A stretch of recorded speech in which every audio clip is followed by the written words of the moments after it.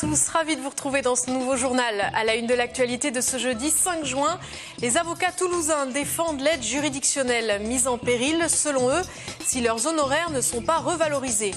Les chiots, futurs guides d'aveugles, en manque de maisons d'accueil. Et enfin, l'ensemble baroque de Toulouse qui prépare son 7e festival Passe ton bac d'abord, envers et contre toutes les difficultés financières. Mais on commence avec cette rencontre, un moment rare. Robert Aubout, 90 ans, fait partie des derniers anciens combattants de Haute-Garonne. Ils ne sont plus que 12 ou 13 actuellement. Robert Aubout a vécu le débarquement dont on célèbre demain le 70e anniversaire. Marlène Canal et Alain Sorat ont recueilli son témoignage poignant et plein d'humour, vous allez le voir. C'est le grand format de ce journal. Robert Aubout, conducteur de char dans la 2e division blindée Leclerc, c'était le titre de ce monsieur de presque 91 ans maintenant, d'octobre 43 à 45. Du débarquement en Normandie à Utah Beach, il garde quelques souvenirs, des sensations surtout. C'était de nuit et on naviguait avec les MP, avec l'opiote phosphorescente là, et pour se suivre, tous les véhicules avaient les feux arrière fermés, avaient simplement 2 virgules. Et on naviguait en suivant la petite virgule, à 3 mètres l'un de l'autre. De suite, on a été engagé dans la bataille de Normandie, à Mortain, tout ça, là, dans la fameuse, comme on appelait ça, la chevauchée du général Patton, Normandie à Branche. On a débarqué fin juillet. En août, en Normandie, et puis très dangereux parce que le bocage normand, c'est tout des petites parcelles avec beaucoup de haies. Et c'était propice au canon anti-char pour se planter dans un coin des choses. Avec le char, on avançait, il y avait on ne voyait pas ce qu'il y avait là. Quand pim, allez. Les Américains, au début, ils ont compris très vite, parce que ils y en ont laissé des chars comme ça, parce qu'ils arrivaient la fleur à la bretelle, les Américains. Ah oui, après ils ont désenchanté un peu. Car Robert et sa division n'ont débarqué qu'en juillet, une tactique du général de Gaulle qui attendait que la situation soit stable pour que la petite équipe puisse progresser sans perte et que ce soit les Français qui libèrent Paris. La tactique des Américains, c'était surtout, si on a une résistance, on la contourne, mais on continue.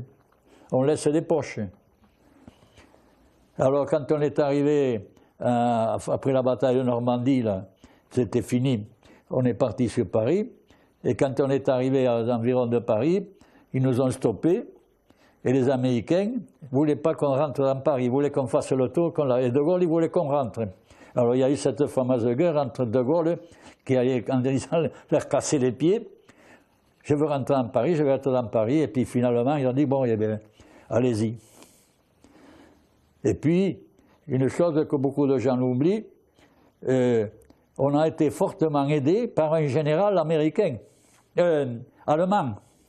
Ah oui, von Schlosser, qui était le gouverneur de Paris, il a évité que Paris soit rasé. Il y avait tout, les ponts étaient minés, l'aviation était prête à bombarder. Et l'ordre d'Hitler, c'était raser Paris. C'était l'ordre. Et lui, il a tergiversé, si, s'est démerdé, et puis il s'est rendu. Et il n'a pas donné l'ordre aux Allemands, à ses troupes allemandes d'agir. La libération de Paris pendant la Seconde Guerre mondiale a eu lieu du 19 au 25 août 1944. Robert, lui, du haut de ses 20 ans, est entré dans la capitale le 24. Ça ne se décrit pas. L'ambiance, le sentiment... moi sur le char, il y avait du monde de partout, il a fallu combattre, je ne sais pas comment on aurait fait. Hein. Beaucoup de jeunes filles d'ailleurs, mais enfin. Hein. Alors, surtout qu'on avait tout ce qu'il fallait, des cigarettes et du chocolat pour distribuer. Parce qu'au début, ils disaient, ah, les Américains sont là. Ils disaient, non, ah, vous parlez français? Non, on ne parle pas français, on est français. Ils nous prenaient en Normandie, ils nous prenaient pour les Américains, parce qu'il n'y avait aucune différence. En tenue de combat. Après, en tenue de ville, si, parce qu'on avait les insignes, là, sur le côté, ça c'est français. Mais à Thomas, on était exactement pareil, quoi. Le matériel, la tenue, tout. Robert ne sera jamais blessé dans cette guerre où il dit n'avoir jamais vraiment eu peur. Il y avait une certaine chose de fatalisme, mais aussi un peu. C'est-à-dire que, bon, sans vouloir chose, il arrive que ce qui doit arriver, hein, très souvent. Hein. On le voit dans la vie. Pourquoi il y en a un qui meurt à 50, l'autre il meurt à 60, moi je vais à 90, en faisant toute une guerre. Je ne suis pas programmé pour le moment, quoi, c'est tout. De ses amis auprès desquels il a combattu, il n'en reste plus beaucoup aujourd'hui. De toute cette époque, il conserve de bons souvenirs et beaucoup d'humilité lorsqu'on lui demande de raconter son histoire. J'aime pas trop quand même parce que les gens, je ne sais pas ce que peuvent penser les gens en disant, en racontant des moments cruciaux, vraiment, où on a rissé la peau, pour ne pas avoir l'impression de rouvrir les épaules. Moi, je l'ai toujours dit. Mais, par exemple, il y en a qui disent putain, les anciens de Leclerc, c'est des surhommes. C'est pas du tout des surhommes. On était là, on a fait ce qu'on avait à faire, ainsi de suite. Mais moi, ce que j'ai fait, un autre X à ma place, il aurait fait la même chose. Hein. Je ne pense pas que. Ou alors, s'il a trop peur, il donne. Mais ça, non. Et puis après, bon, on se forge un moral. On est 5 dans le char, c'est une famille. Hein. Et puis, il y avait une certaine camaraderie, même avec les officiers. C'est-à-dire que ce n'était pas la connerie, excusez-moi du terme, à la caserne où de suite, sitôt qu'on a un grade, il faut, oui, monte ceci, monte cela. Et là, le matin, quand on se relevait, on saluait comme ça, on touchait la main du lieutenant et du commandant, comme une chose. D'ailleurs, dans les camps américains, quand tout le monde y sonnait le repas, avec sa trompette, l'autre, tout le monde arrivait avec sa gamelle, il fallait passer devant alors ils te servaient comme dans les restaurants de fast-food, là. Et bien, on allait s'asseoir. Moi, des fois, je mangeais à côté de l'amiral qui commandait le régiment. Quand on avait fini, il y avait des grandes gamelles avec de l'eau chaude, il fallait laver les gamelles, il se lavait la gamelle comme les autres. À l'origine dans la marine, il retrouvera la vie civile en 1945 où il deviendra mécanicien chez Air France à Montaudran. Les commémorations officielles, demain il les regardera à la télé. Il se dit aujourd'hui trop fatigué pour tout ça. Il attend en revanche de pied ferme la Coupe du Monde de football. Voilà un témoignage exceptionnel. Les robes noires sont en grève, pas d'audience, même pas de comparution immédiate aujourd'hui à Toulouse. Les avocats dénoncent la réforme de l'aide juridictionnelle. Ce service permet aux justiciables les plus défavorisés de bénéficier d'une prise en charge des honoraires d'avocats et des frais de justice. Les avocats demandent une revalorisation de leurs honoraires afin de pouvoir continuer à assurer cette aide aux plus démunis. Pascal Soler les a rejoints devant le palais de justice. Elle leur a demandé leur avis sur la réforme pénale actuellement en discussion à l'Assemblée nationale jusqu'à demain. Le projet de loi crée une nouvelle peine, la contrainte pénale qui se déroulera hors prison. Pour le gouvernement, c'est une façon de personnaliser la prise en charge des délinquants et de combattre la récidive. Elle s'appliquera aux personnes majeures et sera prononcée pour une durée allant de 6 mois à 5 ans. Cette peine peut par exemple prendre la forme d'un travail d'intérêt général, d'une obligation de soins, d'une indemnisation des victimes et de toute une série d'obligations imposées par le juge d'application des peines. Il ne s'agit pas, comme on le dit un peu trop souvent, de laisser dehors les criminels, les délinquants et de ne pas donner de sanctions. Ce n'est pas du tout ça. Il s'agit de trouver une peine alternative à l'emprisonnement. Et dans la mesure où ces peines alternatives, je veux dire, seront respectées par l'intéressé, il n'y aura pas d'emprisonnement. Mais l'emprisonnement aura lieu systématiquement dans la mesure où la personne ne pourra pas justifier d'éléments qui font qu'elle ne respecte pas les obligations qui auront été mises à sa charge. C'est un débat qui parfois n'est pas apaisé à cause de la politique. La situation actuelle n'est pas satisfaisante et mérite de toute évidence d'être traitée. Le tout répressif, pour prendre un raccourci par ailleurs, n'a jamais fait la démonstration de son efficacité. Donc il est forcément du devoir de l'État de rechercher des solutions. Pour être complet, ces solutions n'existent pas sans moyens.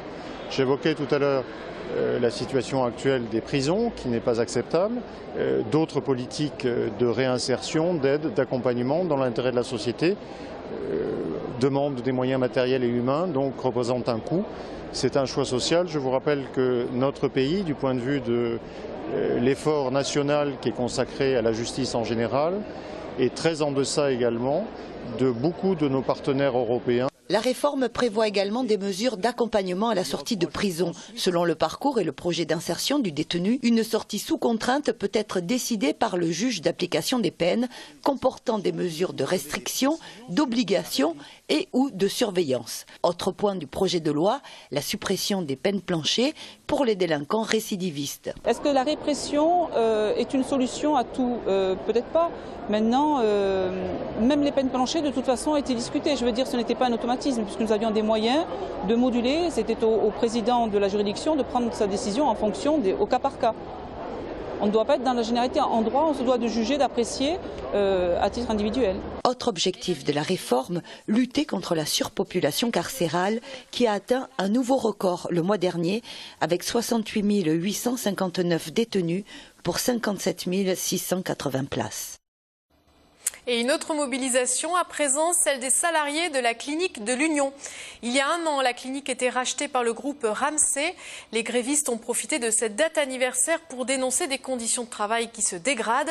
Valentina Rama et Harmonie Passionne étaient sur place. Infirmières, aides-soignants, brancardiers, plus de 300 personnes ont répondu à l'appel de grève lancé conjointement par la CGT et la CFDT. Leurs revendications sont simples, de meilleures conditions de travail. Dès lors qu'il manque quelqu'un, il n'est pas forcément remplacé. On va chercher un effectif ailleurs, on le transfère dans un autre service en difficulté. Et donc tout cela perturbe les équipes de travail, tant et si bien que de nombreux salariés décident de nous quitter. Ils donnent leur démission, ou ils tombent malades, ou parfois ils ont été en arrêt de travail de longs mois pour qu'au final ça se traduise par un licenciement pour inaptitude à tout poste. Ce qui fait que ça génère un turnover, un déséquilibre des équipes de travail. La direction a tenté de proposer une prime. Cette dernière, jugée dérisoire, n'a fait qu'attiser la colère des salariés.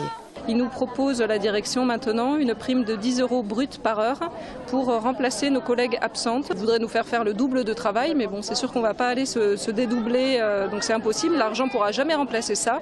Et puis bon, 10 € brut de l'heure, de toutes les manières, c'est vraiment absolument humiliant de nous proposer ça. Pour certains, l'Assemblée générale organisée entre les salariés et la direction n'a pas été à la hauteur des attentes. Le directeur nous a dit la même chose qu'il nous raconte depuis des années, qu'il a encore fait des promesses, entre parenthèses, mais ces promesses ne tiennent pas, ne suivent jamais. Et surtout une augmentation de salaire qui n'est pas arrivée depuis plus de 3 ans et qu'on demande chaque année, mais le directeur n'en donne pas, quoi. La direction, quant à elle, n'a pas souhaité s'exprimer sur le sujet. De la politique à présent dans notre émission Carré VIP en collaboration avec 20 minutes. Nous avons reçu sur ce plateau Jean-Luc Moudenc, le maire de Toulouse. 60 jours après son élection, il fait le point sur son action qu'il veut rapide et efficace. Vous pourrez retrouver l'intégralité de cet entretien tout de suite après le journal à 19h20, rediffusé à 23h30 puis samedi à midi. Il est le meilleur ami de l'homme et son plus fidèle serviteur quand il s'agit de seconder un malvoyant. L'association Chiens Guides d'Aveugles de Toulouse a formé 106 chiens depuis sa fondation en 1999. Mais elle manque de famille pour accueillir les chiots les premiers mois de leur vie. Pascal Solaire nous présente ces quadrupèdes d'exception. C'est à l'âge de 2 mois que le futur chien guide d'aveugle est placé dans une famille d'accueil pour commencer son éducation sociale. À partir d'1 an, le chien va apprendre à guider dans l'école et rentrera tous les week-ends dans sa famille. À l'âge de 20 mois, il est remis gratuitement à une personne aveugle ou malvoyante pour l'aider à se déplacer en toute sécurité. Le chien guide est sensibilisé au fait qu'il ne doit pas marcher sur la chaussée, garder son maître sur le trottoir. Si par hasard il est obligé de descendre sur la chaussée parce qu'il n'a pas d'autre solution, que le trottoir est bouché, il va faire remonter son maître le plus tôt possible sur le trottoir. Il va effectuer plusieurs recherches beaucoup plus facilement et rapidement qu'on ne le ferait à la canne. Voilà. Donc par exemple, on va demander au chien d'aller chercher une rampe d'escalier, un ascenseur, ascenseur, une porte, un siège, ou d'aller rechercher des passages piétons. Voilà. Ça, le chien a appris à les reconnaître. L'association arrive à répondre à la demande de chiens guides, mais manque de familles d'accueil. Bien que les frais et l'alimentation soient pris en charge, il faut pouvoir répondre à quelques critères comme la disponibilité, habiter dans un rayon de 50 km de Toulouse et surtout s'investir avec le chien tout en sachant qu'il y aura une séparation. Quand on a un chien à soi qu'on amène chez le vétérinaire pour se faire piquer, je pense que le déchirement est beaucoup plus grand qu'un chien qu'on a élevé pendant 2 mois dans un but quand même de rendre service. Le secret de l'éducation. Ah, bonne question. De faire comme si c'était un gosse. Il lui faut de la frustration, il lui faut de la récompense et il lui faut un petit peu d'autorité.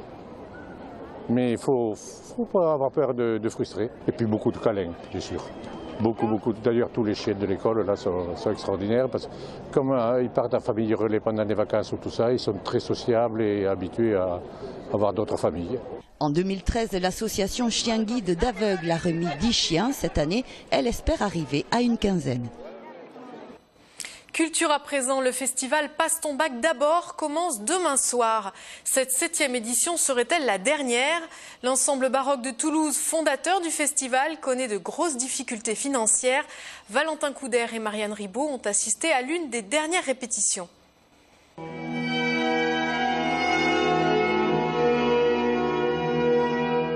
Orgue, violon, contrebasse, autant d'instruments qui résonnent dans l'église de Jésus. L'ensemble baroque de Toulouse sublime les œuvres de l'éternel compositeur qui rythmera la ville rose de ses mythiques concertos. Classiques, contemporains, tous les styles font du Bach. Il n'y a pas seulement de la musique baroque, c'est-à-dire que, si vous voulez, toute la musique qui va être jouée pendant ce week-end tourne autour de Bach. Voilà. Mais on entendra du Bach joué comme, enfin, autant qu'on puisse le savoir, comme c'était le cas en son temps, c'est-à-dire au XVIIIe siècle, mais également du Bach revisité par de jeunes créateurs actuels, par exemple du Bach version beatbox, ou bien du Bach accompagné de chant basque, et donc c'est du Bach un petit peu sous toutes ses formes que nous allons entendre ce week-end. L'année dernière, 17 000 visiteurs avaient fait le déplacement. Pourtant, cette 7e édition a bien failli ne jamais voir le jour. On a rencontré cette année des difficultés financières. On a dû réduire les budgets, plus de communication. On n'a pas voulu toucher au budget artistique. 2 importants mécènes avaient fini leur période de mécénat et ça n'a pas été relayé par d'autres financements.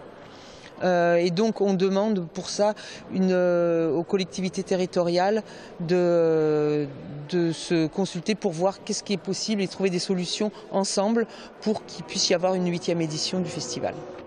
100 artistes sur 30 lieux différents en 3 jours. C'est le pari que se sont lancés ces amoureux de la musique.